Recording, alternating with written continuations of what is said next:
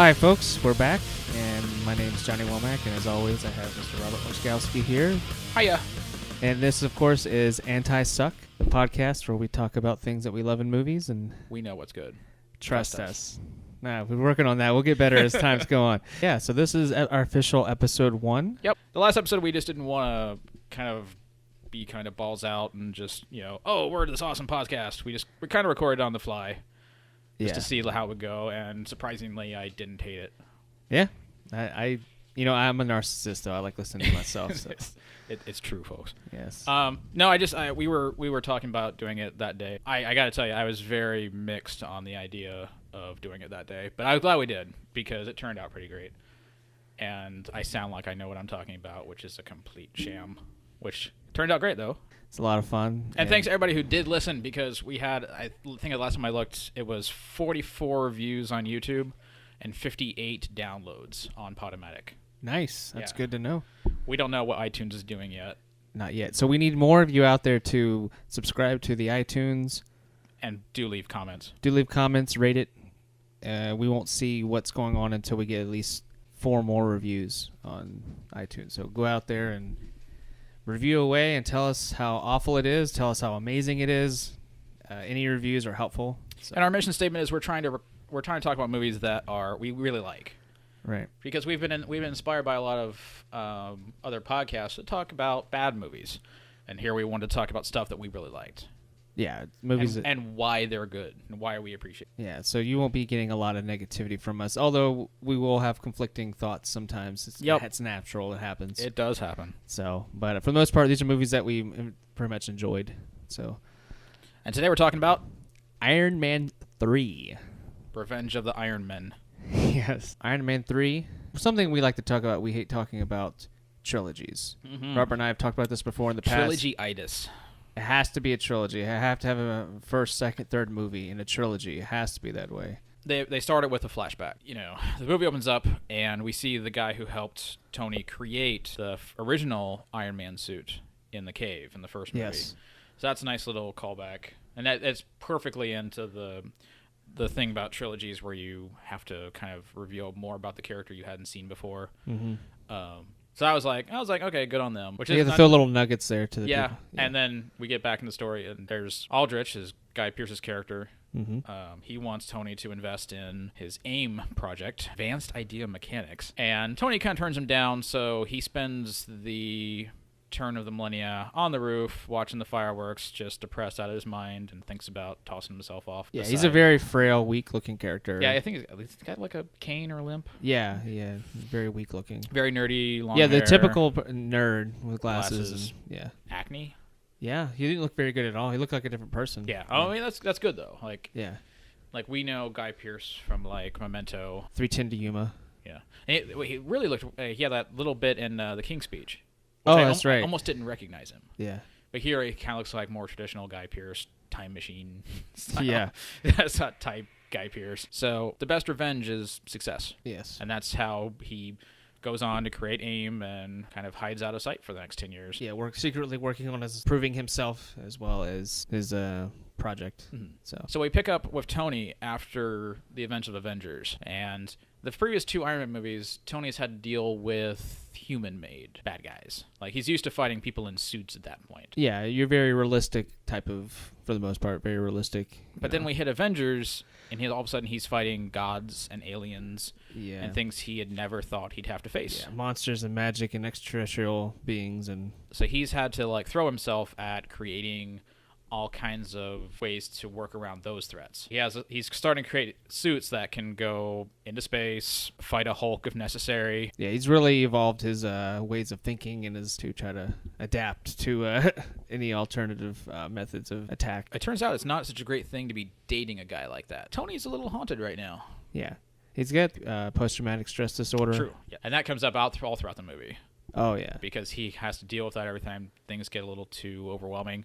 He kind of has a panic attack. I've never had one, but I heard they're pretty bad. You ever had one? I'm not sure. There's definitely times where I've felt like I couldn't do anything but sit and dwell on a subject for a little while. Well, I've been told that it almost similar to a heart attack. People think they're having a heart attack during a panic attack, like Then I would say no. Heart palpitations, sweating, your blood pressure goes up, your heart rate goes up, you can tremble, you can lose feeling in your extremities. I've heard a lot of strange things. But the point being is that it happens a lot to him. It cripples him for the moment. He's gone from being the like awesome playboy, sarcastic rock star. Yeah.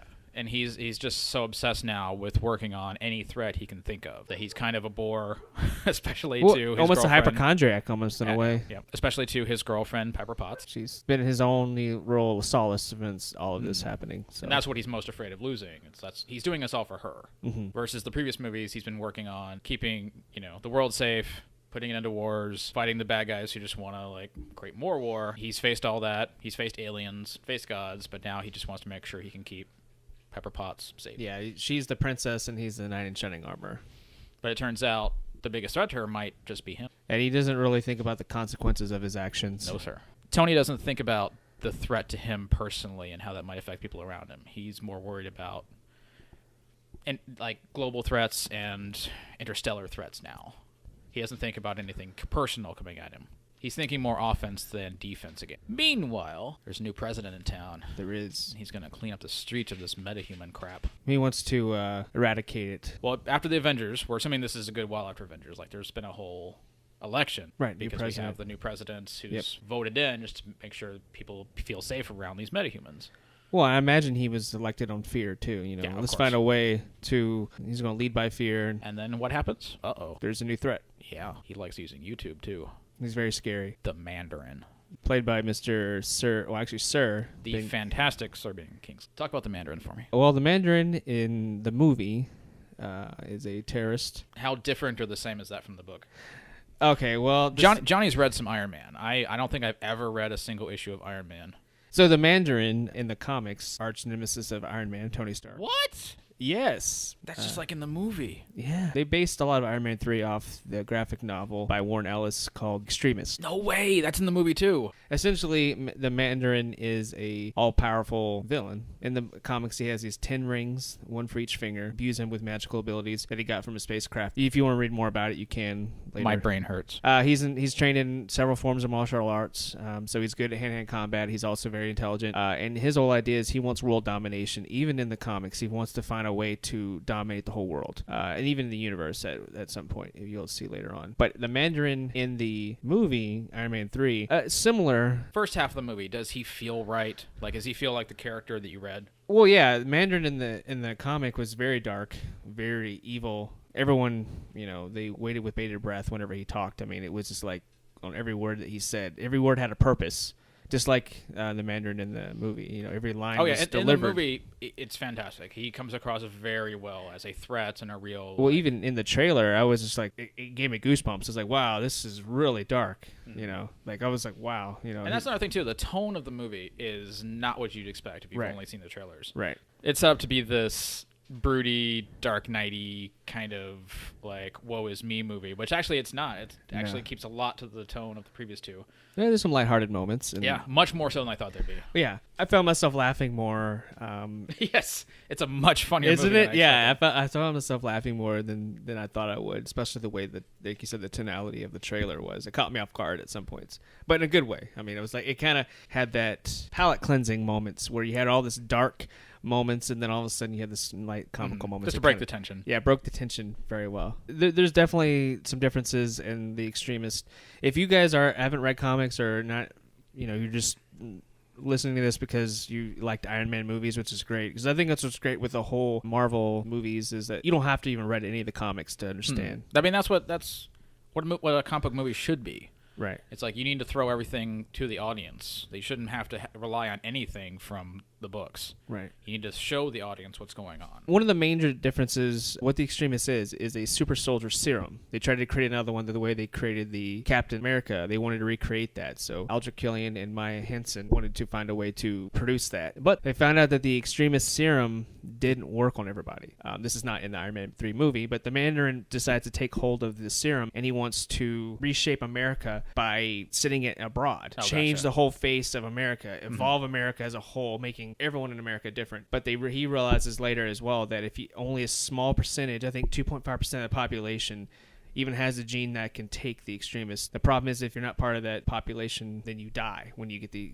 serum. But anyways, that's when Tony Stark takes over, and believe it or not, Tony actually is one of the few that can actually take the serum. It makes him smarter, his reaction time's quicker, and so I don't spoil everything That guy else. has all the breaks. He does. They kind of based the Mandarin, Aldrich Killian, and Maya Hansen, and based the basic idea of the story into Iron Man 3. But it's in the end, it's a much different story. But definitely go out and read it if you guys are wanting to check out a good, easy, standalone Iron Man graphic novel. I actually do want to check that out because it's actually really well done. I don't read Marvel books right now. Yeah. I've been out of the Marvel game for about 15 years. I just got back into it, ironically. Yeah. So I'm way behind on Marvel. I've been focusing on DC Comics in the last year and a half here. My exposure to Marvel has only been via the movies. How do you feel about the representation of the Mandarin in the movie? You know, I actually there's different the movie and we won't go into it, but it's split. I want people to know we're really trying to avoid some major spoilers. Yeah, obviously it's out there. The movie's been out for a few weeks now. That's one of the things we're working on.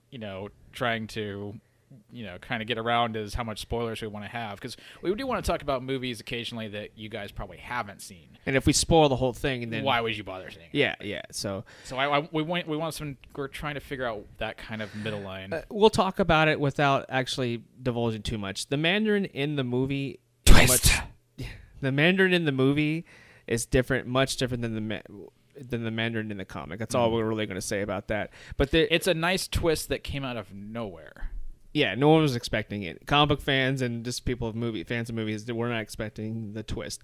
Now, this is where it's divided. There's comic book fanboys that are really divided with this twist. And then there's the average moviegoer, which generally enjoyed it. You can have all the fanboy nerd rage you want. You still have to make money. And I think going for a major motion picture audience, I think they always do a great job on these Marvel movies. Yeah, I mean, overall, I think they did a great product. I don't think I've seen anything that I thought from these Marvel Studios films, which are Iron Man 1, 2, and 3, Captain America, Incredible Hulk, and Thor. Mm-hmm. I haven't seen anything, of course, Avengers. I haven't seen anything that I thought was really blasphemous from what I knew about the characters. I think for the most part, they've tried their best to be faithful to the source material to a point. Obviously, having leniency to what story changes they want to make, but without going into details, the Mandarin part is really you're either gonna like it like me. Now I have the background knowledge of the Mandarin before seeing it, and I was okay with it. I think I wasn't as cynical as everyone else is, and you'll see what happens when you watch the movie. But Robert, not having a big found knowledge of the Mandarin, what really you think? Enjoyed it. Big smile on my face. I mentioned in the last episode that I just see too many movies. And I get so kind of jaded watching them that I really like surprises. That's the only thing I really care about anymore is I just want to be surprised, and that took me by surprise. Yeah, so Robert enjoyed it, not having a big knowledge of the source material. When the next Batman movie comes out and we review that, I'm going to be all over that one. Oh, yeah, definitely. My Batman I know inside and out by now. Yeah. Superman, pretty much. I'm getting to know Green Lantern better. All that DC stuff. It does help. It's not that you have to have a big knowledge of the source material going into the movies, but it does help you appreciate it. I think I just made a comic book reference, so half people who are listening just tuned out. Yeah, it's okay. We are focusing on the movies. On the movies itself. Sorry, we are geeks, if you couldn't tell. What? What? Anyways, so back to the story. Mandarin is pretty much integrated in everything now. He is trying to find a way to take America by the throat, show that he is the one power. He's striking at the U.S. government. U.S. government, yeah. And because people look to Tony now to save them after Avengers, he's their hero, yeah. It's he's a savior. What are you going to do, Tony? What are you going to do? And so he takes it personally. When there's attacks on the U.S. or threats against the U.S., he does take it personally. Yeah, and so it's tough for him not to want to act brash like he is before. So he goes a little far with his taunting of the Mandarin. Turns out the Mandarin doesn't like to be taunted. He does not like it. Me no likey. I will call your bluff, Mr. Stark. And calling his bluff, he decides to blow up Tony's house. An amazing scene. It is great. I wish it would have went on longer. It felt like it was only within a few minutes. The Mandarin sends some helicopters and some missiles at Tony's place. Yeah, his abode. Which I think, wouldn't Tony know if there was helicopters? Maybe there was helicopters anyway because Tony goes viral with his threat against the Mandarin. Well, he should be expecting it, I would think. So there are there is press outside. There are helicopters. So I guess Jarvis, his artificial intelligence / best friend / butler / slash everything. Yes. he wouldn't really notice a couple more helicopters coming at him, but they start firing missiles and basically just annihilate the place. And very awesome visual moments. Which is where we see earlier in the film, like, Tony's working on the suit, and at the end of Avengers, he uses a little, like, watch bracelet thing to summon his suit. So he's still working on that at the time. So what he's done is he's put in little implants in his arms so he can make, like, little arm motions to summon his gestures suit. with his extremities to call the pieces to him. So as soon as that first missile hits the base of his house, he starts pulling that suit toward him in midair. He's like being thrown from, the impact of the explosion has thrown them all. He and Pepper Potts and Maya Hansen, the botanist. While he's in midair, he's doing that motion to kind of summon the suit. But twist, doesn't put it on himself. Nope, puts it on Miss Potts. And awesome, very heroic. Slow motion. It looked great. Visually, it looked great. But it was a very heroic thing to do. Exactly. Like he cares more about her than he does himself. Exactly. His own well-being, he'll sacrifice. Like at the end of Avengers. His own well-being. Exactly. Yeah. He's putting someone else ahead of himself finally. And she's like not expecting it. She's just like no. And if you've seen the scene prior. He's testing that out, and the pieces coming at him come at an alarming rate. Like he's still getting used to how fast you can. And you even see like he had like a bloody lip or something when he had the faceplate come on. And so think about her, the impact of it. She's not ready for it. She's not ready for it. She's not expecting it. But she adapts quickly. She does, and she ends up saving Tony's life. Yeah, but she does stumble and her flying and all that. Just because that's what's great about Tony. They talk about it in the previous movies. Is he is Iron Man. Like you could put someone else in there, but it won't be. It's not gonna be the same. Not gonna be the same. So she's in the suit now. She saves him. Everything's falling into the water below him. Oh no! All hell's breaking loose. Yeah. So as soon as Pepper gets the botanist clear in the Iron Man suit, the suit returns to Tony. Yes. And he's like, he's gonna take these helicopters out. This is the Mark 42. Is that correct? It is the Mark 42, the answer to life, the universe, and everything. Yes. Not to be confused with the Jackie Robinson story. So the helicopters don't let up on their barrage, even though Tony's taken a few of them out. So Tony ends up like getting caught up in the debris falling from his house and gets sucked underwater. He does fight them off. Once he gets free, his suit sends him to the last coordinates he had talked about with Jarvis, because Jarvis is kind of malfunctioning. Right. So Tony passes out. Next thing you know, he's flying through the air over Tennessee. Yeah. And probably one of the better turns about the movie is he plops down in Tennessee, where there is this soldier who had just exploded one day, where people think was a terrorist attack, but it turns out the soldier was actually one of the first test subjects of extremists. Exactly. Tony crash lands in Tennessee with no power. Snow. I mean, it's freezing. He gets out. He's like, "Oh my gosh, it's cold. It's freezing." Power is gone in his suit. Yeah. Jarvis is on the fritz. He's on the fritz, and he's slowly fading out. You can tell he's malfunctioning. So Tony's got this suit that's just dead weight, and he has to carry it. Has to drag it through the snow. It looks like a sled through the snow. I remember that shot in the trailer, and I'm just like, this is gonna be a great movie. Well, it's it's a piece of him if you think about it. He doesn't want to leave a piece of himself behind. So he brings it, and where does he end up? In a little garage. And he comes across a little kid, which is where all movies start to go wrong. Yes. Typically, when there's a kid in there, you just start to groan when the little kid comes in. I kind of equate that scene to Back to the Future, where he lands in the barn, and he's kind of like not in his familiar territory. He's not in his element.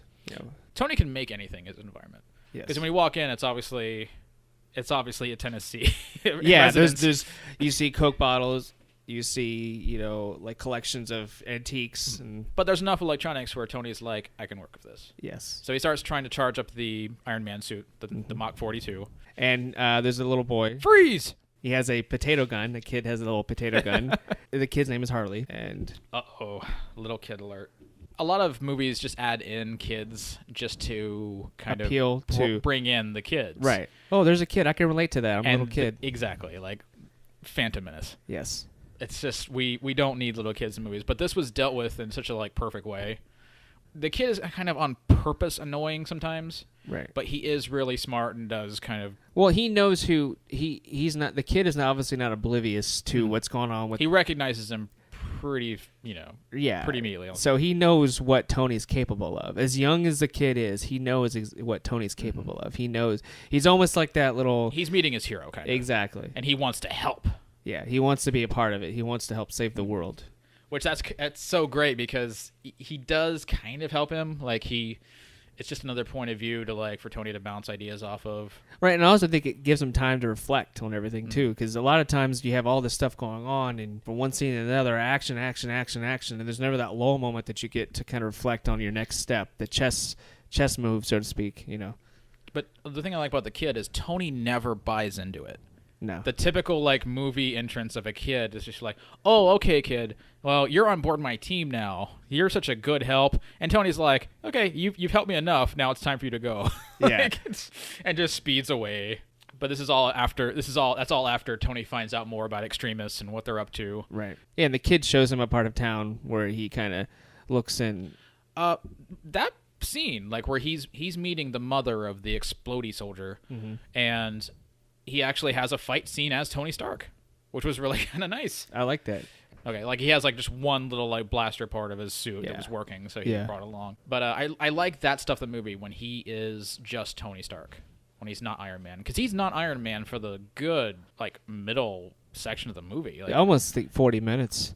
I would say at least. At least. That's what's so great is Iron Man is the superhero, but Tony Stark is the brains. Yeah. And it's more fun to watch him be Tony Stark. It's like a throwback to the first movie where he's just got pieces. What do you do? The MacGyver in him comes out. He's like, "This is what I'm going to do. I've got this piece. I've got this piece. I'm going to go to the dollar store. I'm going to go here."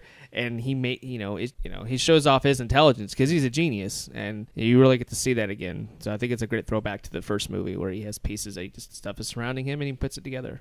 I think the only way Tony would ever be at a disadvantage is if he landed in a log cabin in the middle of nowhere with no power, because he can always find something technical to use or alter to help him out. He just is that smart. Yeah, he's very intuitive the way he thinks. It's he literally looks like he makes his he walks into a Home Depot and makes his new Iron Man suit. Oh yeah, and you could see the light bulb go off in his head when he's looking at the different things. Because he does once he finds out about extremists, he has to run down to Miami real fast, and the suit's not working. No. So he has to make this makeshift suit that he does just go to Home Depot and buy the materials, and works off his arc reactor in his chest, and he gets the job done. Yep. Meanwhile, Jarvis is being recharged. The other part of the middle section of the movie is Rhodey has now been turned from War Machine from the end of Iron Man 2. He's been rebranded as Iron Patriot, which makes so much sense to me because I know there was a little kind of backlash that way on the fans because Iron Patriot's a more recent creation from the book. But it makes total sense for War Machine. If you have a mascot, let's say for the military, you don't want to be called War Machine if you're trying to be a peacekeeping effort. Right. What would other countries think?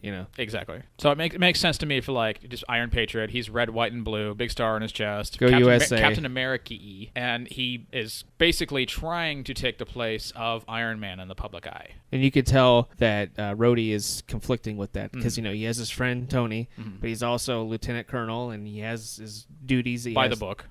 He has his obligations to the U.S. government, and you can definitely see the conflict there. And he's mostly in charge of protecting the president too in the movie. Subject to the Mandarin, Brody is his right-hand man to the president. The president is played by William Sadler, who we would know from such TV shows as Roswell. He's the bad guy in Die Hard 2. Yes. He's in The Shawshank Redemption. He's a very underutilized actor, in my opinion. I think he's very intense, very determined actor. He's also in The Green Mile for a little bit. Oh, that's right. I forgot about that. But he's just been around. He's kind of like your go-to angry guy. You're gonna get a solid performance. And he is kind of being angry president here. Yeah. But rightfully so. I mean, he's going up against the Mandarin. The United States does not negotiate with terrorists. So the president sends out Rhodey to go find the Mandarin. And turns out the Mandarin's taking him on a wild goose chase. Yes. And he's way ahead of the game. So they end up capturing Rhodey because they really want the Iron Patriot suit. Yeah, the Iron Patriot suit is the symbol of America, like the American flag. Who wouldn't want to take that down? Yes. So that only leaves Tony to come and save the day. Yeah, and he doesn't have the suit yet. Which he does have the little like throw together fun little mini Iron Makeshift Man. Iron Man. Which that's so much fun. I like the idea of Tony just having enough of what he exactly needs from the suit. Right, no more, no less. Yeah. I mean, if he had the full suit, he flies down to Miami to confront the Mandarin, where he's figured out where the Mandarin's, held up at. Mm-hmm. And if he just had the whole suit, it's more interesting that he's just has like these bare necessities of the suit. Right. Because if he had like the full armor, he could just come in and level the place. Yeah. But it's more interesting to have Tony. Basically, he just has like tasers on his hands, or a little version of his, blasters. So he's just running through, no mask. He just got his sunglasses, running through, zapping people. It's fun. Yeah, he doesn't waste anything. It's like it's just like precise shots. Who he wants to hit. He has to think about every little step instead of just like mowing the. So he gets caught himself. Yes. After he finds the Mandarin. Mm-hmm. Well, Maya's there as well. Mm-hmm. Which turns out Maya's not so great a person either. No. So many jerks in this film. There is. Rule of thumb, don't ever trust a botanist. Yeah. But she has kind of a little change of heart. She does. She feels bad. At the last possible second. And then what happens to her? Bullet. She did. So, but they don't really need her at that point, because they're just taking the extremists as is, like side effects and all. Tony gets caught. Tony eventually is able to summon the Mach 42 again, because it's back up to full power, or 92% or whatever. Close enough. Yeah. So it arrives just in the nick of time. He saves Brody, but the Iron Patriot suit is missing.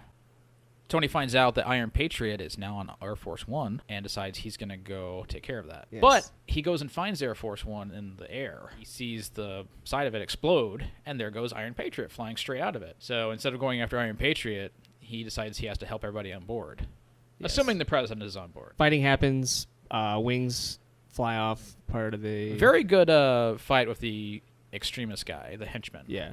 Because they are superpowered and they hold their own against a suit of armor. And also, rule of thumb: don't you not fire a weapon inside of a plane? But they didn't think about that. Aren't the extremist guys? Oh, are you talking about Tony? Yeah. Yeah, I just think he knows enough about the plane. He knows how to shoot his So, blasters inside. Yes, he knows how to operate his. The henchman machinery. is dispatched, but not before 13, I think. Yeah, I think it was 13. 13 people on board fly out of that hole. They get sucked out, the air pressure, and which is fantastically shown in the trailer, but not how it's resolved, because I really thought he was only going to get 4 of those people. Right. They said you can only handle carry 4. So what he does is he gets them all to hold hands as he's collecting them, and sends a shock so they can't unclench their hands. Right, like a barrel of monkeys. He's going down. Exactly. Tony Stark's barrel of monkeys. Yeah, playing connect the dots, it's essentially. The old Tony Stark barrel of monkeys. Yeah, very well done. Enjoyed that scene very much. Yeah. It was, you could see the determination. He wasn't going to let them die. Then we move along. Turns out when we saw Iron Patriot flying away, wasn't a henchman. It wasn't him. Wasn't Rhodey. Nope. It was the president. The president of the United States, just of America, who was, other than the flag and the Iron Patriot, who else is the bigger symbol in America? The president. You can't protect your president. Who can you protect? Exactly. So that Mandarin strings up the president for public execution at this, what is that? It's like a loading area for tankers. Yeah, something like that. Where he's got all his extremist men all together for some reason. And women. Women can be extreme, let's be honest. Here. So it's time for the final battle, but how do we up the ante from the previous movies? You bring in a crap ton of mocks. 42 exactly. Actually, it's 40. Well, isn't it? Hold on. Because there's 2 levels of Tony's place before it gets destroyed. Like his lab. That's true. The top section gets destroyed. So you see like the destruction of all the previous movie Iron Men destroyed. But he's got this lower level where it's all the experimental ones, the ones that aren't quite done yet. Yeah. And that's been covered up by all the debris. He didn't have access to it. Right. A lot of them are in their infancy stages and still experimenting with them. Which all of them are like hella powerful. Oh, but he doesn't have access to them for most of the movie. Right. Because otherwise he could have just some of them at any point. But because it was still being covered by the debris, he couldn't get to This is his trump card. Yeah. But I like that they're not all quite working. So by the time he shows up to the shipyard, he summons all of them to fight all the extremist guys, but a lot of them, do a great job of fighting off, their particular bad guy, but you see some of them just getting ripped apart. It shows you how important Tony is to the suit, and it's how much more power. That's one thing we were talking about. We did watch the other Iron Man movies, and when you're watching the trailer for Iron Man 3, you do see that scene where you see all the other Iron Men flying in, and they're robotic. But I was thinking, what makes that so different than the ending of 2, where the bad guys were trying to create the robotic ones? Right. But these aren't meant to be remotely. They're not. They don't have the artificial intelligence that the other ones in Iron Man 2 did.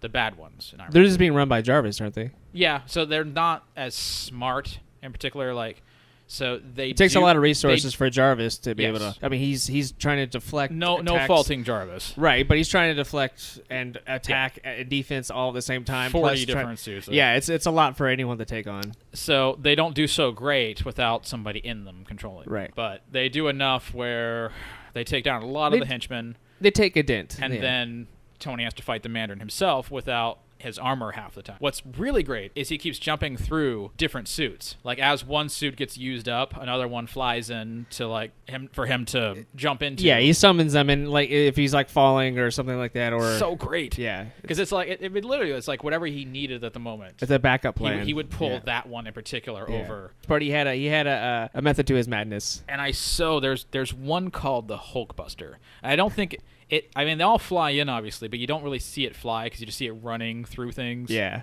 And it's just like, I just want to see more of that one. That one looks cool. Like, I just, like, he obviously, like, built it because, like, he's like, after Avengers, one of his suits is like, oh, man, what am I going to do to protect Pepper from Just the think of a smaller Iron Giant, if you think about it. Because after the Avengers, Tony is just thinking, like, what can I do to protect Pepper Potts against the Hulk? So he creates the Hulkbuster. And Hulk smashes.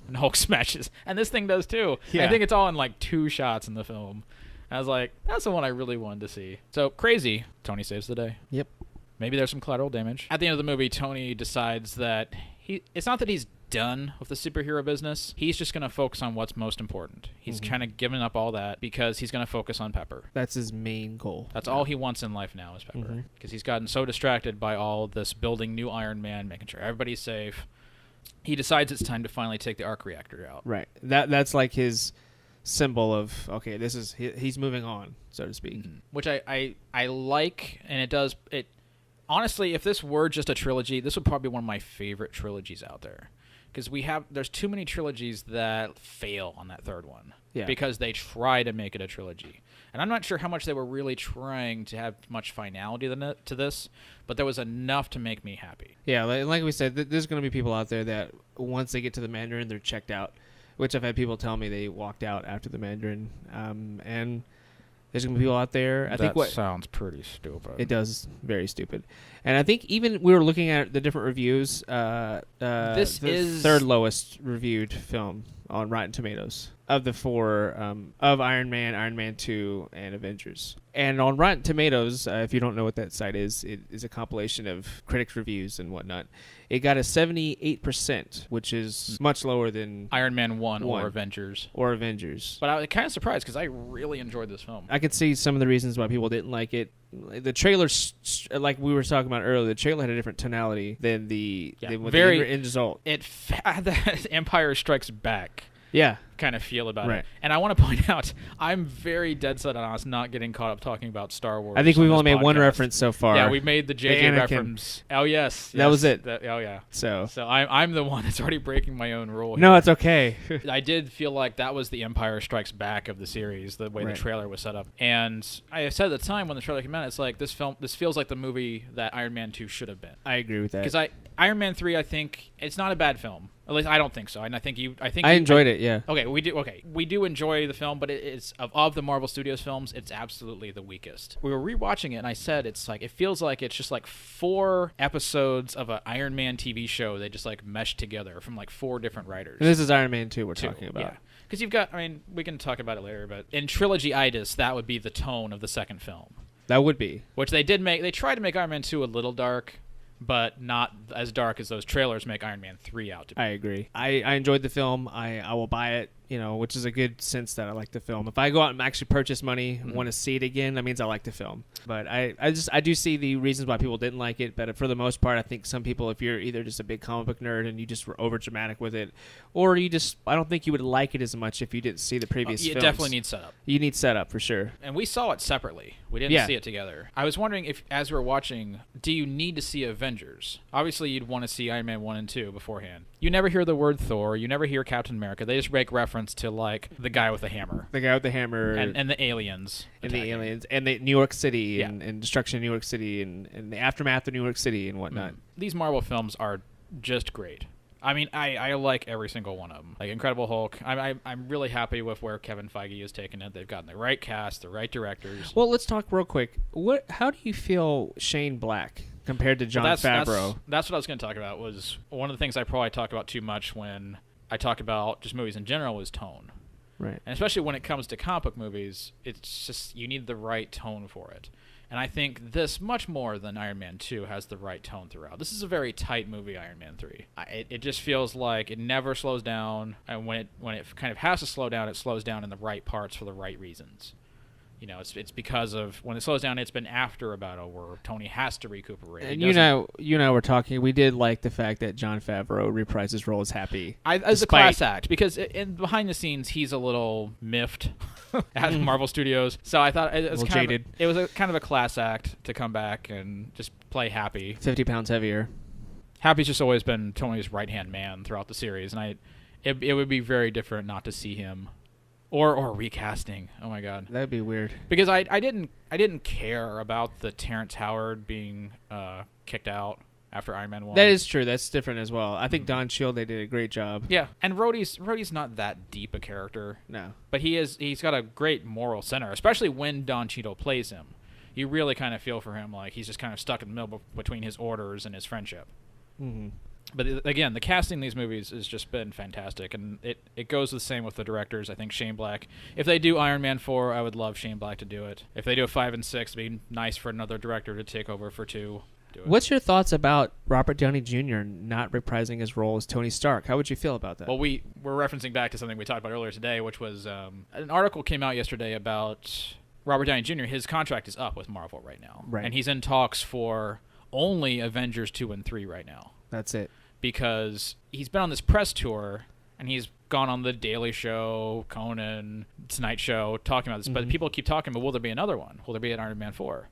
And he keeps kind of like finding some way to get around the subject. He keeps deflecting it to something else. An article came out yesterday, which was saying that he's trying to hold out to get the rest of the cast of Avengers pay raises. Right. Because they're making a fraction of what he Nothing. Gets right now. I mean, they're not making, as Joss Whedon would say, they're not making Downey money. Yes. I mean, again, it's just like class acts.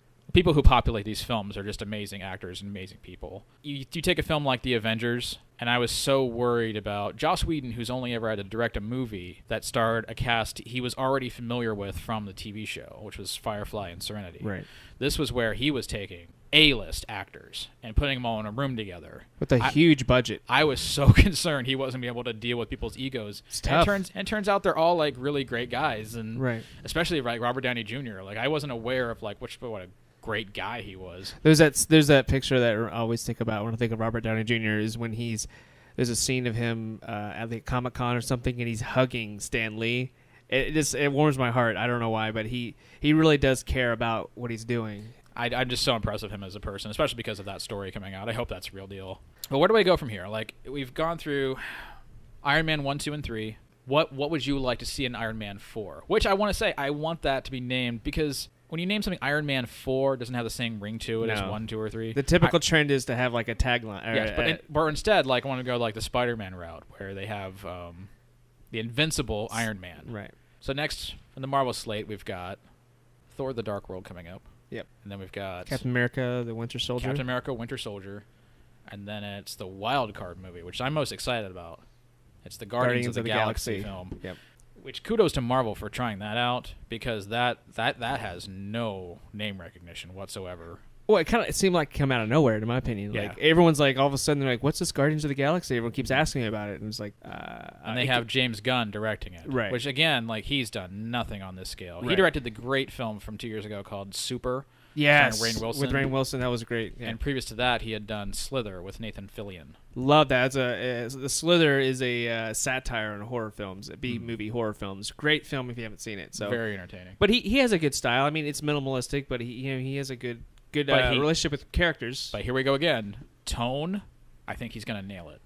Like yeah. When I think of his movies, and I think of him doing this movie, he's got it. Oh like yeah. He had it He had it before they asked him. Oh yeah, I agree. Getting back to Iron Man, a lot of buzz comes on the internet about these after credit scenes. It's almost become a staple of the Marvel movies. If you're watching a Marvel movie, you know you wait till the credits. A good percentage of the audience isn't going to stand up and walk out. E.g. Thor's hammer in the end. The end of Iron Man 2, Agent Coulson goes out and finds Thor's hammer in the middle of the desert.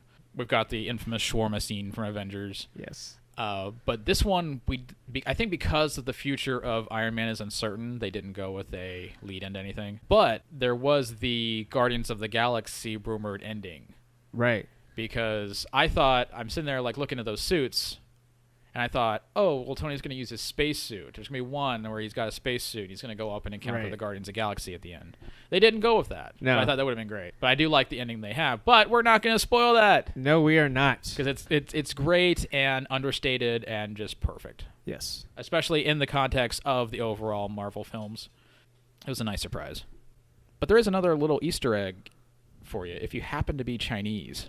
Yes. There is a Chinese cut of the film that is an additional 4 minutes long. Woohoo! So go China. I'm sure it's great. And it stars everyone's favorite Chinese actress, Fan Bingbing. It sounds like I just made that up, I know, but that really is her name.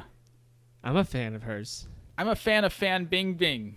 I want a t-shirt that says, I'm a fan of Bing Bing. I heart Fan Bingbing. And so what about this cut, Robert? It's just a lot of filler, and what I hear, it's just got a lot of promotional material for stuff and product placement and whatnot. For stuff in China. Doesn't really move the story along very much. Nope. And I was thinking about it, because it sounds like it's just things like, if you thought about a movie that was really, if you're the director and you have to throw things in, you think backwards and you throw in, what do deleted scenes usually look like? They're just filler where they don't give you anything extra in story-wise. So I feel like they kind of, thought backwards and just threw in what they could, where they could. Right. That just happens to have Chinese actors. If you're an American and you have not seen the Chinese cut, do not worry. You're not missing much. But I understand why they did it, because they wanted distribution in China, which is not easy to get. I believe they also paid for a section of the production, too. Yes. So I completely understand, but it's not something I'm biting my nails waiting for. No. It will be on the DVD as a little short film. Which is nice to see. Yeah. So any final thoughts on Iron Man 3? I like the idea that everything happens... continuity-wise, stays the same. I called it a very tight movie earlier, and I think that's right. It's just everything feels like it needs to be in there. Yeah. There's never a scene where I'm bored. I just liked everything about this film. I liked the little twists.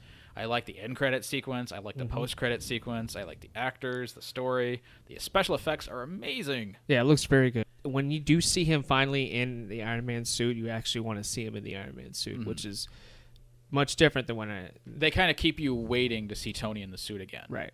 And I think that really helps with the film, because you can kind of get oversaturated by these superhero films when they're just fighting. It's more interesting to see Tony Stark fighting than it is Iron Man during the movie. Well, but at the same time, we're kind of like, when's he going to be Iron Man again? Well, that's the same thing with Superman 3. I don't know if the last time you've seen Superman 3, but Superman 3 I think is a good 40 plus minutes before Superman's even shown, right? If I'm not mistaken. I don't recall. But from what I remember, you guys can go out there and tweet us. That's definitely a movie I got to watch again. Yeah, but the last time I saw Superman 3, I realized, wow, I was looking at my watch back when people wore watches. I was looking at my watch and I was like, wow, it's been a long time since Superman even showed up yet. But it didn't matter in Iron Man 3 because Tony Stark was such, Robert Downey was such a strong, his character that he plays has such a presence that you don't really mind that Iron Man hasn't shown up yet. Although the fanboy in you wants to see Iron Man, he does such a good job. It doesn't really matter as much. Actually, as I'm looking at online right here, because we were trying to look up the China scenes, it turns out Joel Schumacher just signed on to direct Iron Man 4. Iron Man 4, that's right. Yeah, it's right here. Oh, well, here we go. Nipples on the suit. Wow, I mean that's inventive. I think I really think adds to the very signature for Joel Schumacher. I think he'll do good. I mean, he'll add that camp factor that's kind of missing. Campy, yeah, it's not. Yeah, not enough camp in the Iron Man films. We definitely need some stupid crap. in the films. Yeah, and Schwarzenegger's It's too serious. Schwarzenegger's coming in. I heard, right? He's going to play the president. Iron Man's going to have a little sidekick called Iron Manny. So that just sounds great. When's that coming out? 2016. 16? Mm-hmm. Oh yeah, that's right. Phase 3. Can't wait for that. Yeah, and little Manny's gonna be doing a cameo in Avengers 2. I heard. So really, is that going to be like the after credit scene? yeah, it's gonna be the post credit Man, sequence. it's going to be great. I can't wait. That little Iron Man suit. That's going to be great. Yeah, I'm looking forward to that. It should be fun. Well, thank you, folks. Hope you guys made it this far again. We appreciate you listening. Yeah, and as always, there's several outlets for us. You can catch us on podomatic.com. You can also catch us on... Johnny takes a lot of time putting together that YouTube video of this podcast. Yeah, so I'll have a little bit more as subsequent podcasts. I'll have a lot more visual aids to go along with the YouTube video if you want to watch the YouTube version of the podcast. We also please subscribe to iTunes. Yeah, we're on iTunes, and that's just a big old mystery to me. Yeah, iTunes is cool for all the cool kids out there. Mm-hmm. I'm not. They have their iPads and iPods and iPhones and all the i stuff. Definitely subscribe and download to us on the iTunes store. We'll appreciate that. And shoot us a line at anti-suckreviews@gmail.com. Ooh, fancy. Yeah. Thank you, folks. That was our Iron Man 3 review. Dun, dun, dun, dun, dun, dun, dun, dun, dun, dun, dun, dun, dun. Bye.